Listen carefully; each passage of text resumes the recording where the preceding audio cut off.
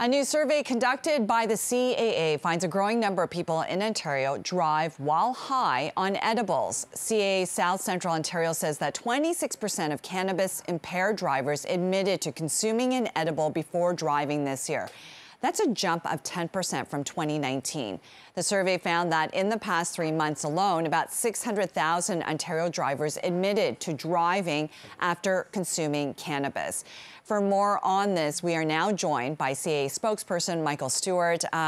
Again, really disappointing numbers there, Michael. Can you dive a little bit deeper in terms of what CAA has found? Thank you so much for having me. So CAA conducts this survey annually.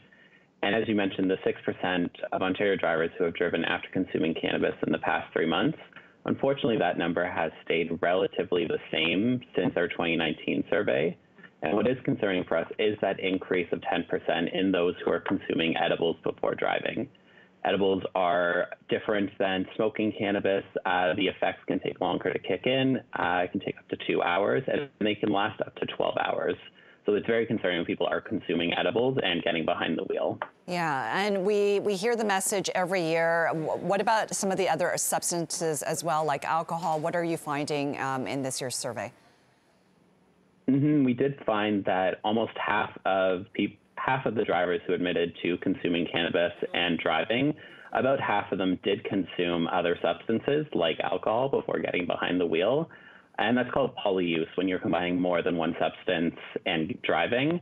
And that is concerning because both of those different substances will have different effects on you when behind the wheel. So cannabis, for example, can affect your motor skills, your reaction time, your ability to judge distances. And all of those are very important skills to have behind the wheel to keep yourself and others safe. And while people in this survey admitted to these things, are they aware of the penalties involved? Unfortunately, we did find that only about half of Ontario drivers are aware that the penalties for drug-impaired driving do mirror that of alcohol-impaired driving. So while the majority of Ontario drivers believe that cannabis-impaired driving is the most important public education topic related to cannabis, even more so than potential health risks, we have about only half of them being aware of those penalties matching alcohol. And unfortunately, 30% or 3 million drivers aren't aware of any penalties that are from impaired driving, which is very concerning. And those penalties include an immediate 90-day license suspension, immediate 7-day vehicle impoundment, fines, and potential jail time if you are convicted. And that's if you fail a drug recognition expert evaluation or even blow over a .08 on a breathalyzer. So, Michael, we've heard the messages before in the past: don't drink and drive, don't drive while high. What do you think needs to happen that message can, be sent out and make people aware of the dangers of this? Unfortunately, there is a misconception around cannabis that it either makes people a better driver or they drive the same as they are when they're sober. And unfortunately, that is a mindset that we're really trying to overcome, and we're trying to educate, especially young drivers, on that.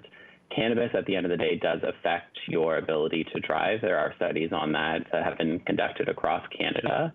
So we do know that the effects are there, and it's just a matter of raising awareness on this and hopefully getting people aware of those effects and those dangers.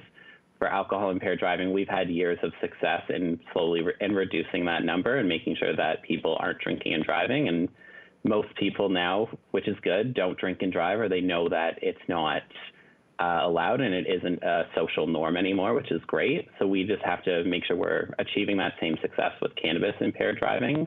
While it is a legal substance now, and you, of course, are allowed to go to an Ontario cannabis store, other legal dispensary, and purchase it, just knowing that you can't mix cannabis and driving is that important first step.